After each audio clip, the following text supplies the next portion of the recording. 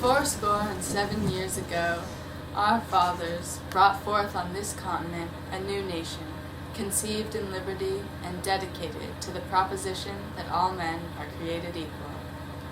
Now we are engaged in a great civil war, testing whether that nation or any nation so conceived and so dedicated can long endure. We are met on a great battlefield of that war. We have come to dedicate a portion of that field as a final resting place for those who here gave their lives that that nation might live. It is altogether fitting and proper that we should do this.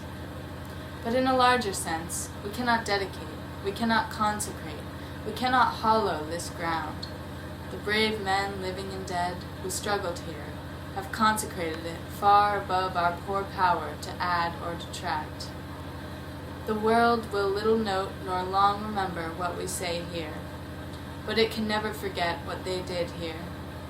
It is for us, the living, rather, to be dedicated here to the unfinished work which they who fought here have thus far so nobly advanced.